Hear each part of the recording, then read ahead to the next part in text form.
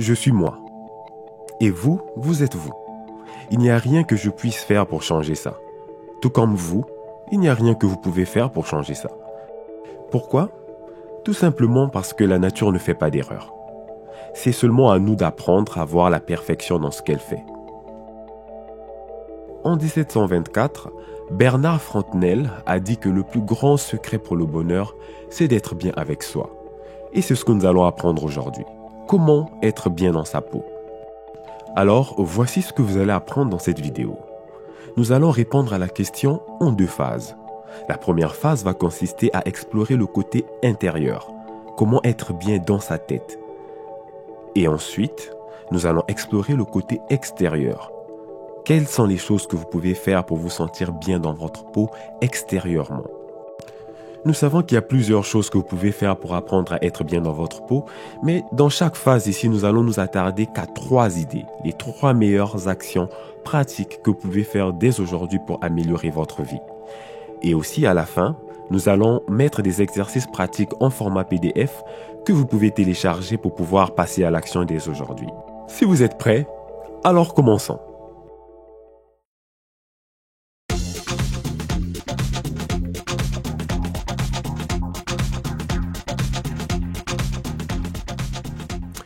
Pourquoi c'est important d'être bien dans sa peau? En fait, tout commence par là.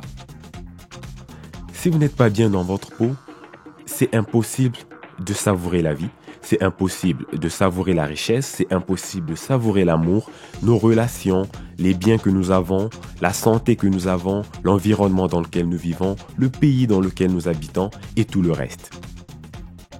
Selon plusieurs sociologues et psychologues, la majorité des maux qui affectent notre société aujourd'hui proviennent des cercles intérieurs des êtres humains qui la composent. En d'autres mots, ce qui se passe à l'intérieur de vous est ce qui détermine votre vision de la vie, comment vous vous sentez et les actions que vous êtes poussés à porter tout le long de votre existence. Vous, votre être intérieur et extérieur, est le véhicule avec lequel vous expérimentez la vie. Et donc, si vous n'êtes pas bien avec ce véhicule, eh bien, c'est tout simplement impossible. Parce que, soyons honnêtes, vous ne pouvez pas être quelqu'un d'autre. Ce rôle est déjà occupé. Vous ne pouvez pas couper votre tête et la remplacer par celle de quelqu'un d'autre, parce que vous l'aimez mieux. C'est simplement impossible. Et si la nature vous a fait telle qu'elle, c'est parce qu'elle avait une bonne raison en arrière. La bonne nouvelle, c'est que oui, ça peut s'apprendre. Le fait que vous avez pris le temps de regarder cette vidéo est déjà un très bon pas vers cette direction. Et pour ça, on est très très fiers de vous. Comment être bien dans sa peau intérieurement? Commençons par les bases. Pour être bien dans sa peau, il faut premièrement apprendre à s'accepter. Et ça, c'est la bête noire pour beaucoup de personnes. Parce que nous sommes toujours portés à voir nos propres défauts. On est trop gros ou on est trop mince, on est trop grand ou on est trop petit, notre nez n'est pas assez élégant, on n'aime pas nos yeux, on n'aime pas la couleur de nos cheveux, etc. Comprenez ici que s'accepter n'a rien à voir avec le fait que vous n'allez plus rien changer sur votre apparence et que vous êtes obligé d'aimer ça. Non, vous pouvez faire des changements si vous voulez, mais avant de faire quoi que ce soit, il faut premièrement accepter qui on est. Si on est un homme, il faut accepter qu'on est un homme. Si on est une femme, il faut accepter qu'on est une femme. Si on a 2 jambes, il faut accepter qu'on a 2 jambes. Il n'y a pas de critique à faire ici. C'est pas le moment de voir tous les défauts de votre corps et tout. Non, ici c'est simplement accepter. Oui, j'existe. Oui, je suis un homme ou une femme. Oui, j'ai l'âge que j'ai. Je vois ces détails, je les observe et je les accepte.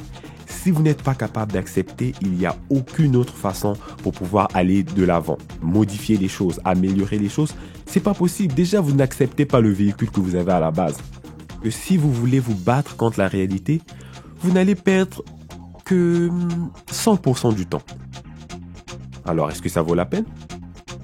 La deuxième chose que vous pouvez faire pour apprendre à être bien dans votre peau intérieurement parlant, c'est d'apprendre à écouter ses propres besoins. La majorité des personnes sont capables de voir, de percevoir, de comprendre et de répondre aux besoins du monde entier, sauf les leurs. Vous n'êtes pas n'importe qui. Ne faites pas comme ces gens. Avoir un besoin ne signifie pas nécessairement avoir une faiblesse. Ça signifie simplement que vous êtes humain. Regardez dès que vous êtes né, quelles sont les premières choses que vous faites? C'est exprimez vos besoins. Vous pleurez parce que vous avez soif, vous pleurez parce que vous avez faim. Et donc, vous voyez, il n'y a pas de honte à ça. Quand vous êtes petit, ce sont d'autres personnes qui s'occupent de vos besoins. Mais maintenant que vous êtes un adulte, c'est à vous de vous occuper de vos propres besoins. Alors, écoutez-vous. Si vous avez besoin de régler un conflit avec quelqu'un, allez-y, réglez-le. N'attendez pas que l'univers puisse régler ça pour vous. Parce que ça n'arrivera jamais. Ou presque. Si vous avez besoin d'affection, donnez-vous de l'affection. Et si vous êtes en couple avec quelqu'un, eh bien, vous pouvez demander à l'autre personne de vous donner un peu plus d'affection. Et je vous promets qu'elle n'en mourra pas.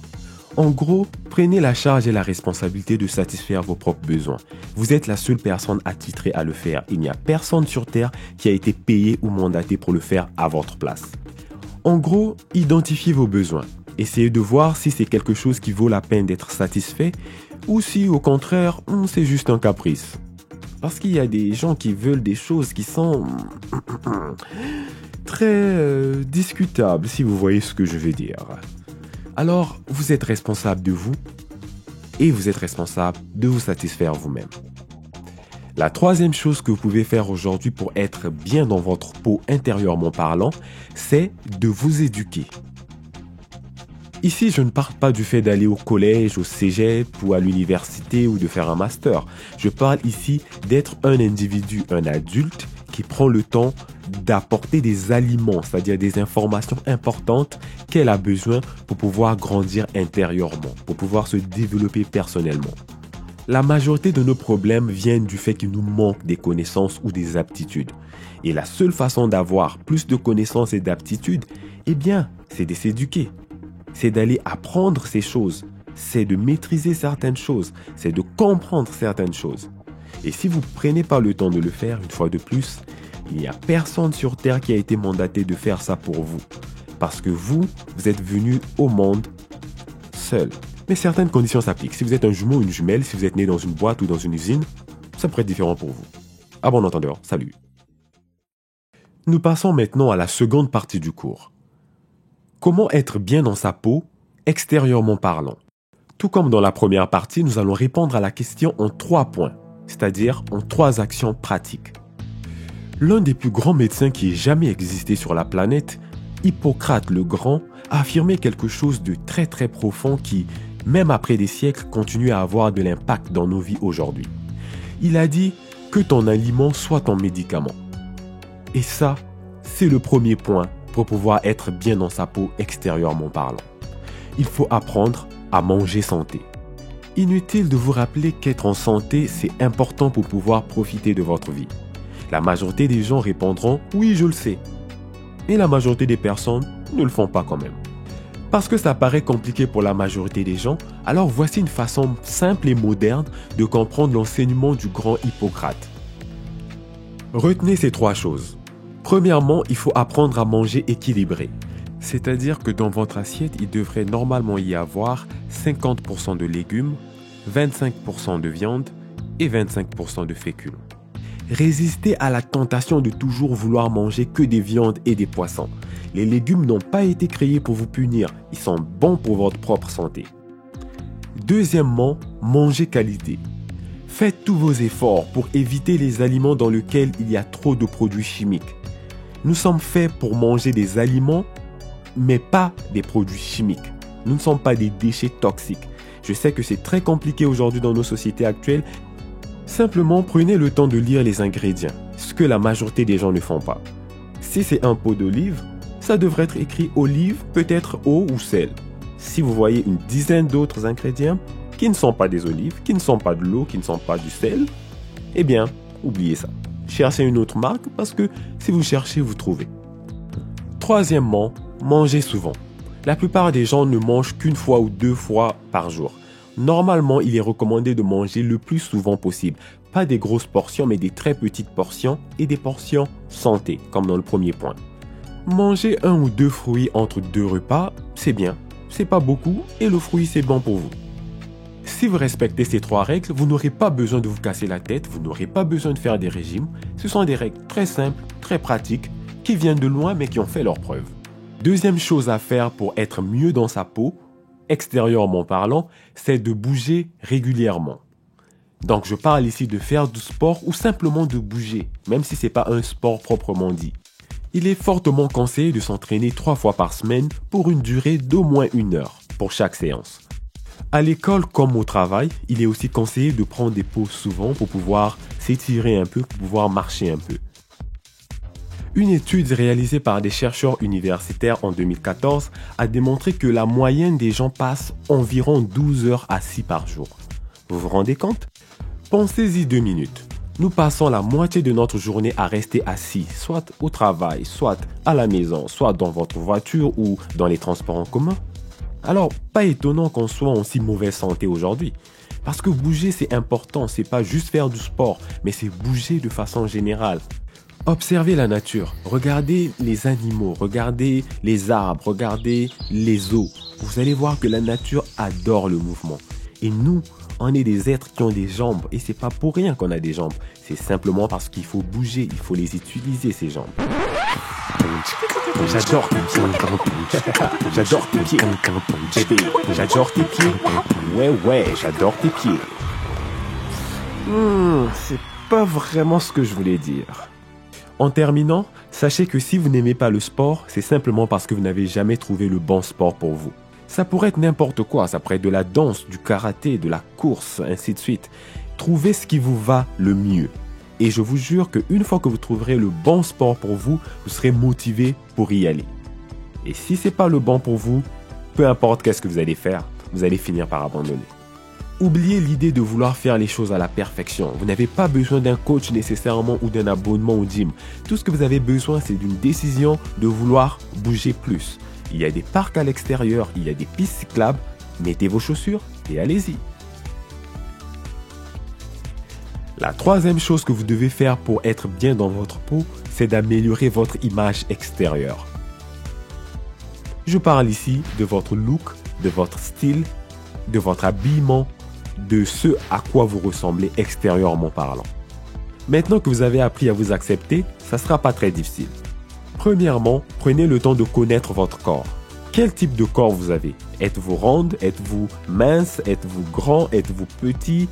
Avec ces informations, vous serez capable de savoir quel type de vêtements et quelle taille de vêtements il vous faut pour pouvoir mettre en valeur vos atouts physiques. Deuxièmement, arrangez-vous à avoir ces 3 catégories de vêtements dans votre garde-robe.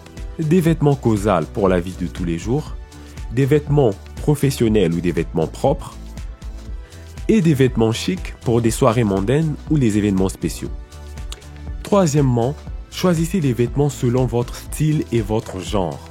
C'est-à-dire, si vous êtes plus du genre classique, essayez de choisir des vêtements qui sont classiques. Si vous êtes plus urbain ou hip-hop, choisissez des vêtements qui font plus ce style-là. Essayez d'éviter d'aller chercher des vêtements qui n'ont rien à voir avec votre personnalité, sauf si vous voulez réellement explorer quelque chose de complètement différent. Et ça, c'est aussi bienvenu.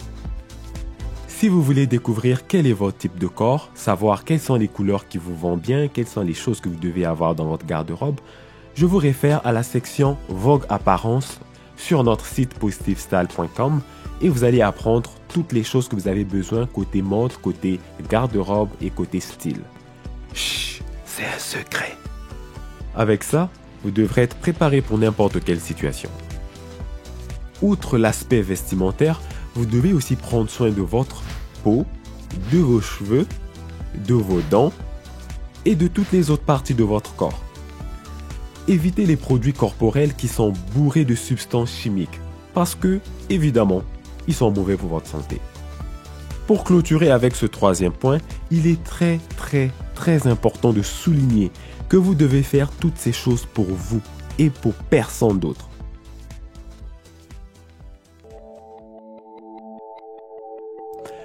Pour conclure cette vidéo, rappelons que être bien dans sa peau, c'est quelque chose que n'importe qui peut apprendre à faire. Ça se fait en 2 phases. Il y a une phase qui est intérieure, dans laquelle vous devez apprendre à vous accepter, apprendre à écouter vos propres besoins, apprendre à vous éduquer. Et la deuxième partie, c'est une partie qui est extérieure, c'est-à-dire apprendre à manger santé, apprendre à bouger régulièrement et apprendre à améliorer votre image. Vous êtes parfait tel que vous êtes. Que vous soyez d'accord avec ce fait ou pas, la nature vous a créé tel que vous êtes et c'est parce qu'elle a jugé que c'était parfait.